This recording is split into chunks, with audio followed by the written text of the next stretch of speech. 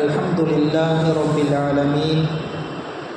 Wassalatu wassalamu ala rasulihi khatamin nabiyyin wa ashabihi al-tahirin wal muslimina wal mu'minina kullihim ajma'in, amma ba'd. Qala Allah ta'ala fi kalamihi al-kadim wal furqan al-hamid. أعوذ بالله من الشيطان الرجيم بفضل بسم الله الرحمن الرحيم إنما المؤمنون إخوة فأصلحوا بين أخويكم واتقوا الله لعلكم تفلحون. وقال تعالى أيضا إنما الخمر والميسر والأنصاب والأزلام رجز من عمل الشيطان فاجتنبوه لعلكم تفلحون. صدق الله مولانا العظيم.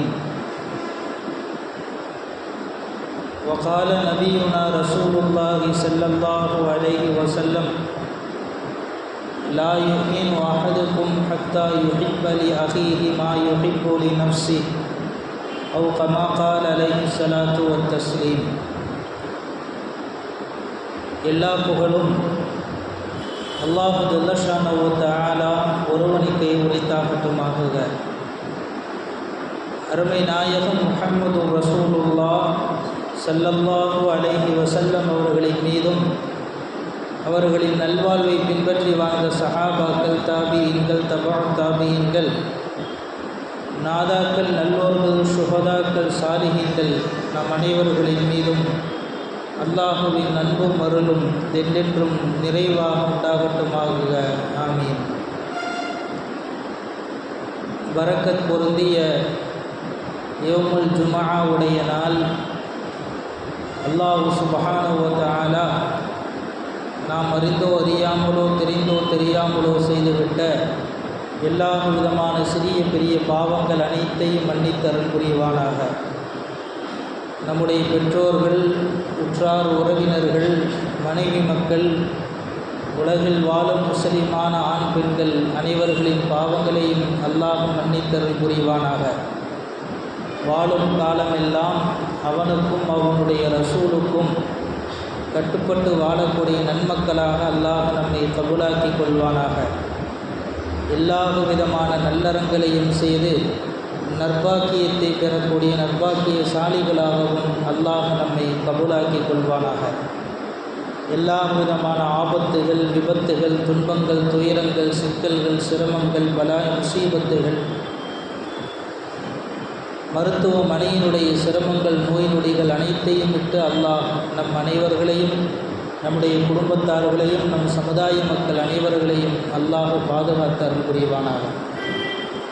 சொர்க்கத்தை வாஜிபாக ஆக்கி நரகத்தை அல்லாஹ் நமக்கு ஹராமாக ஆக்கி வைப்பானாக. கண்ணியத்திற்குரிய அல்லாஹ்வின் நல்லடியார்களே, அல்லாஹ் சுப்ஹானஹு வ தஆலா இந்த உலகத்தில் ஆகச்சிறந்த மார்க்கத்தை நமக்கு தந்திருக்கிறான். ஆகச்சிறந்த நபியினுடைய உம்மத்தாக அல்லாஹ் நம்மை ஆக்கியிருக்கிறான்.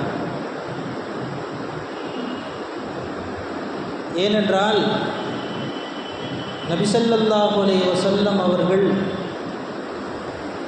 அவர்கள் பிறந்ததிலிருந்து மௌத்தாகும் வரை என்னென்ன நடைமுறைகளை நமக்கு சொல்லித் தந்தார்களோ, என்னென்ன வழிமுறைகளை நமக்கு கற்றுத்தந்தார்களோ, எந்தெந்த நன்னறிகளை நமக்கு போதித்தார்களோ, அத்தனை விஷயங்களும் உலகத்தில் இருக்கக்கூடிய எல்லா மனிதர்களும் பின்பற்றக்கூடிய, எல்லோராலும் ஏற்றுக்கொள்ளப்படக்கூடிய, இப்படி இவரை போன்று வாழ வேண்டுமே என்று மற்றவர்களும் நினைக்கும் வண்ணம் நபிகள் நாயகம் ஸல்லல்லாஹு அலைஹி வஸல்லம் அவர்கள் உன்னத விஷயங்களை கற்றுத்தந்து சென்றார்கள். அதில் ரொம்ப முக்கியமானது நமக்கிடையில் இருக்கக்கூடிய சகோதரத்துவம், நாம் ஒருவருக்கு மத்தியில் காட்டக்கூடிய அன்பும் அரவணைப்பும், நாம் மற்றவர்களை எந்த விதத்தில் நடத்த வேண்டும் என்கின்ற ஆகச்சிறந்த நன்னெறிகளை நபிகள் நாயகம் ஸல்லல்லாஹு அலைஹி வஸல்லம் அவர்களும் போதித்திருக்கிறார்கள். அல்லாஹ்வும் குர்ஆனிலே கூறுகிறான். அல்லாஹ் சொல்லுவான், இன்னமல் முஃமினூன இஹ்வா. உலகத்திலே இருக்கக்கூடிய முஃமின்கள் அவர்கள் எந்த நாட்டை சார்ந்தவர்களாக இருக்கலாம், எந்த மாநிலத்தை சார்ந்தவர்களாக இருக்கலாம், எந்த மொழியை சார்ந்தவர்களாக இருக்கலாம், எந்த குல வேற்றுமையில் கூட இருக்கலாம். ஆனால் முஃமின் என்று வருகின்ற பொழுது குர்ஆன் சொல்லுகிற பாடம், முஃமின்கள் எங்கிருந்தாலும் அவர்கள் சகோதரர்கள் என்கிறது குர்ஆன். அவர் எந்த நாட்டை சார்ந்தவராக இருந்தாலும், எந்த மொழியை சார்ந்தவராக இருந்தாலும், இங்கே எந்த வேறுபாடும் கிடையாது. எந்த நிறத்தை சார்ந்தவராக இருந்தாலும் எந்த வேறுபாடும் கிடையாது. அவர் உயர்குலத்தை சார்ந்தவரோ அல்லது தாழ்ந்த குலத்தை சார்ந்தவரோ இஸ்லாம் அதை அந்த வேற்றுமையை பார்ப்பதே கிடையாது. குர்ஆன் சொல்லுகின்ற வாரம், இன்னமல் முஃமினூன இஹ்வா. முஃமின்கள் எல்லோரும் சகோதரர்கள். ஃபஸ்லிஹு பைன அகவைக்கும். உங்கள் சகோதரத்துவத்துக்கு மத்தியில் ஏதேனும் பிணக்குகள் ஏற்படுகின்ற பொழுது அதை சமரசம் செய்து கொள்ளுங்கள். அல்லாஹ் குர்ஆனிலே பேசுகிறார். உங்களுக்கு மத்தியில் ஏதேனும் பிரச்சனைகள் வருகின்ற பொழுது, உங்களுக்கு மத்தியில் ஏதேனும் மனக்கசப்புகள் வருகின்ற பொழுது அதை பேசி சரி செய்து கொள்ளுங்கள். குர்ஆன் வலியுறுத்துகிறது. நபிகள் நாயகம் ஸல்லல்லாஹு அலைஹி வஸல்லம் அவர்கள் அந்த ஆக மோசமாக இருந்த மக்கள், அதை அரேபிய மக்களுக்கு இடையிலே நபி ஸல்லல்லாஹு அலைஹி வஸல்லம் அவர்கள் வருகின்ற பொழுது அவர்களின் சூழ்நிலையை நீங்கள் கேள்விப்பட்டிருப்பீர்கள். பல இடங்களில் நாம் கேள்விப்பட்டிருக்கலாம். மனிதர்கள் எப்படி வாழக்கூடாது என்பதற்கு உதாரணமாக அந்த மக்காவாசிகள் இருந்தார்கள். மனிதன் இப்படியெல்லாம் நடந்து கொள்வானா என்று நாம் திகைக்கும் வண்ணம், யோசிக்கும் வண்ணம் நடத்தையில் ஈடுபட்டவர்கள் மக்காவாசிகள். ஒரு மனிதன் என்ற தன்மைக்கு அப்பாற்பட்ட எத்தனையோ கெட்ட காரியங்களை செய்து குவித்தவர்கள் மக்காவாசிகள்.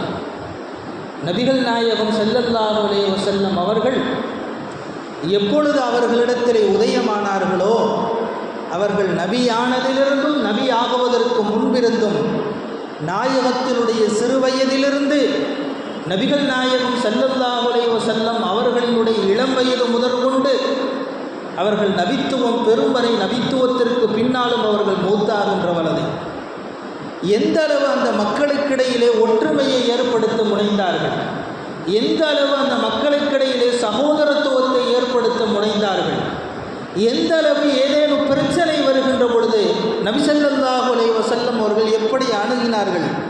வாழ்க்கை வரலாறை நாம் எடுத்து பார்க்கின்ற பொழுது நபி ஸல்லல்லாஹு அலைஹி வஸல்லம் அவர்கள் மகத்தான பல சாதனைகளை அந்த மக்களிடத்திலே செய்து முடித்தார்கள்.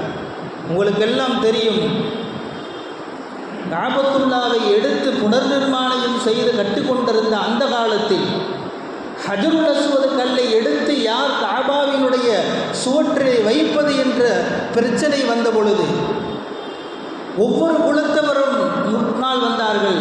நாங்கள் தான் அந்த கல்லை எடுத்து வைப்போம், நாங்கள் தான் அதற்கு தகுதியானவர்கள், நாங்கள் தான் அதற்கு சரியானவர்கள், எங்கள் குலம் உயர்ந்த குலம் என்று அந்த மக்கள் ஒவ்வொருவரும் குல ரீதியாக பிரிந்து சண்டைக்கு நின்றார்கள்.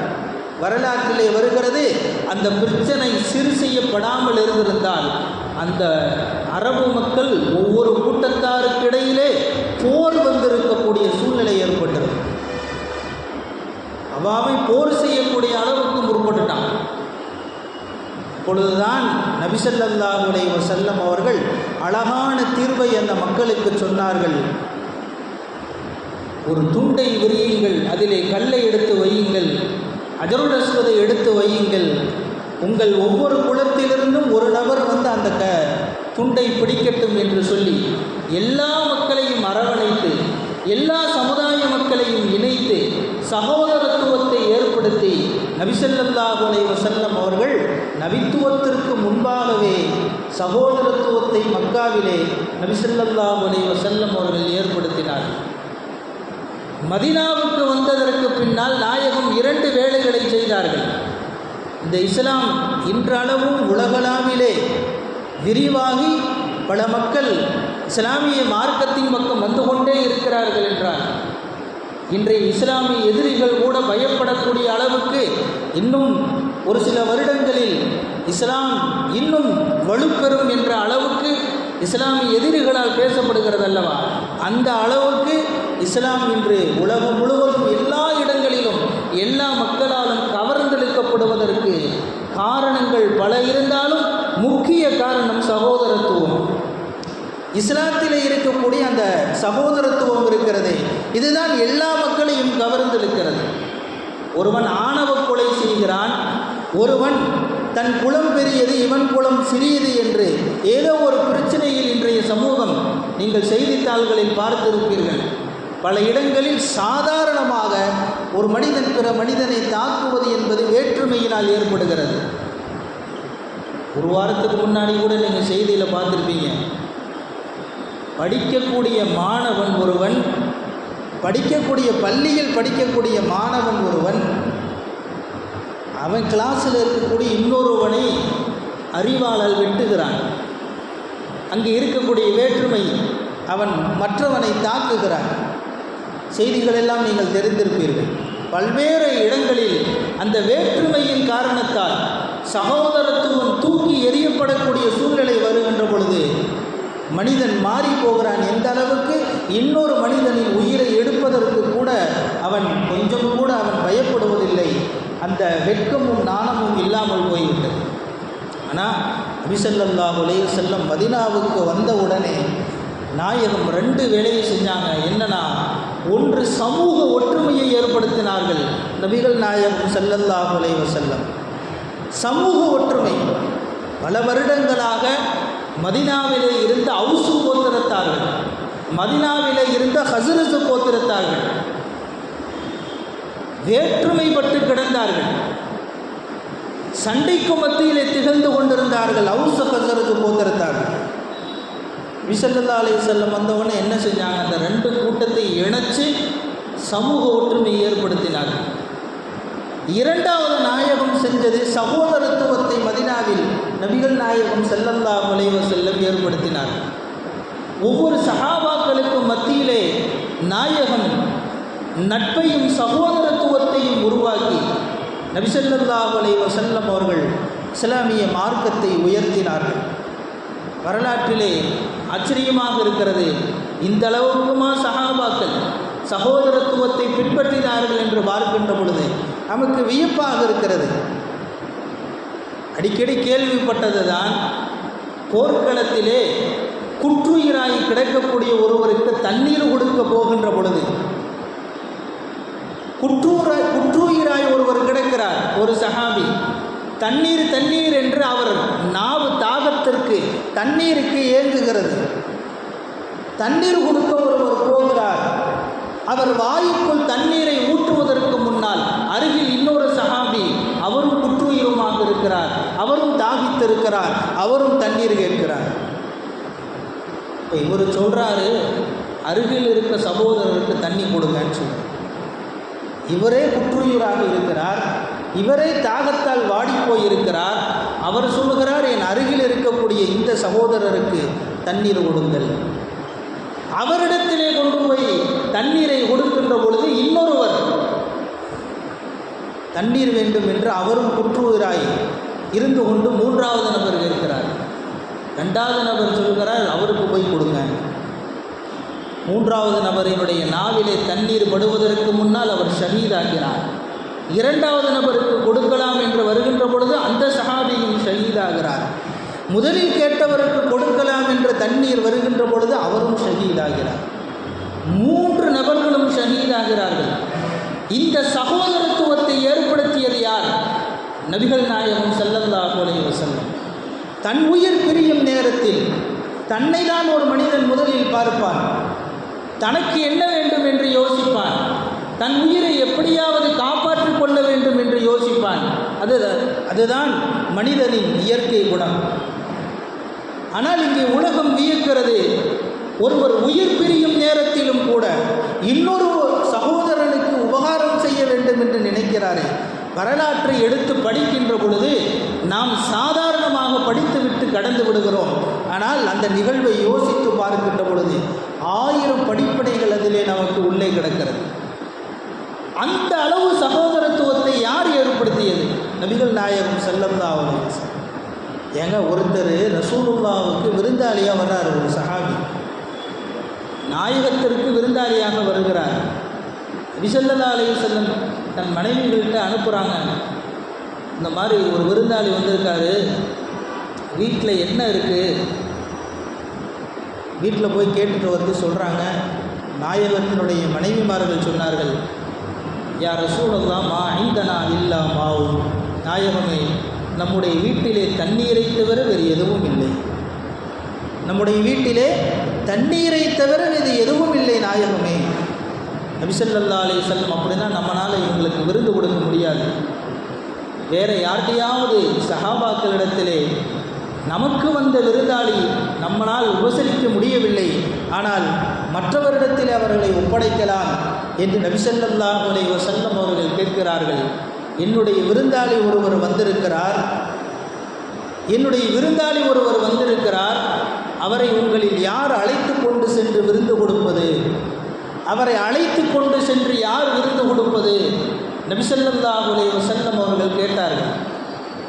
அப்போ அபூ தல்ஹா ரலியல்லாஹு அன்ஹு, நாயகமே, உங்கள் விருந்தாளியை நான் என் வீட்டு விருந்தாளியாக நினைத்து நான் கொண்டு செல்கிறேன். அபூ தல்ஹா ரலியல்லாஹு அன்ஹு அழைத்து கொண்டு செல்கிறார். வரலாறு நீங்கள் கேள்விப்பட்டது தான். அபூ தல்ஹா ரலியல்லாஹு அன்ஹு தன் வீட்டிற்கு அழைத்து சென்று அந்த விருந்தாளியை அமர வைத்துவிட்டு தன் மனைவியிடத்திலே போய் கேட்கிறார், லைஃப ரசூலில்லாஹி ஸல்லல்லாஹு அலைஹி வஸல்லம், ரசூல் ஸல்லல்லாஹு அலைஹி வஸல்லம் அவர்களினுடைய விருந்தாளி நம்ம வீட்டுக்கு வந்திருக்கிறார், நான் அழைத்து கூட்டி கொண்டு வந்திருக்கிறேன், நம்ம வீட்டில் என்ன இருக்குது என்று கேட்கிறார். இப்போ அந்த அம்மா என்ன சொன்னாங்க தெரியுமா? மா இந்தனா இல்லா பூத்து சபீயின், கணவரே, நம்ம வீட்டில் நம்ம குழந்தைகளுக்கு என்று கொஞ்சம் உணவு இருக்கிறது, அதை தவிர வேறு எதுவும் இல்லை கணவரே என்று சொல்கின்ற பொழுது, சரி பரவாயில்லை, என்ன செய்ய, உன் பிள்ளைகள் பசியினால் அழுவதற்கு முன்னால் நீ தூங்க வைத்து விடு. உன் பிள்ளைகள், நம் பிள்ளைகள் பசியினால் அழுவதற்கு முன்னால் நீ தூங்க வைத்து விடு, பிறகு பார்த்து கொள்ளலாம். வந்து அமர்ந்தார் விருந்தாளி. விருந்து எடுத்து வைக்கிறார்கள். உன்னையே சொல்லிட்டாரு, விளக்கு சரி செய்கிற மாதிரி விளக்கு அணைச்சிரு, இருட்டில் நம்மளும் சாப்பிட்ற மாதிரி பாவனை செய்வோம், வந்த விருந்தாளிக்கு அந்த உணவை கொடுத்து விடலாம். அபூ தல்ஹா ரலியல்லாஹு அன்ஹு சொன்னார். வந்து உட்கார்ந்தாரு, சாப்பாடு வச்சாங்க, சாப்பிட்டாரு. அந்த அம்மா சொன்ன மாதிரியே விளக்கை சரி செய்வதைப் போல விளக்கை அணைத்து விடுகிறார்கள். இருளாகி விடுகிறது. எல்லா உணவையும் அந்த விருந்தாளிக்கு கொடுக்கிறார்கள். தாங்கள் சாப்பிடுவதைப் போல சைக்கினை செய்கிறார்கள். இந்த காட்சி, இந்த நிகழ்வு இரவோடு அப்படியே முடிந்து விடுகிறது. அதிகாலையில் அபூ தல்ஹா ரலியல்லாஹு அன்ஹு நபி ஸல்லல்லாஹு அலைஹி வஸல்லம் அவர்களின் சபைக்கு செல்கிறார். சென்றபோது நபி ஸல்லல்லாஹு அலைஹி வஸல்லம் அபூ தல்ஹாவை பார்த்து சிரிக்கிறார்கள்.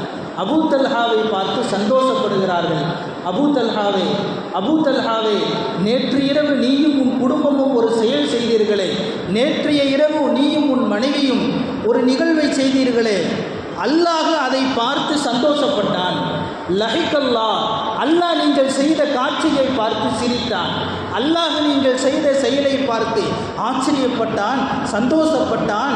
அல்லாஹ் ஆயத்தையே இறக்கிவிட்டான்.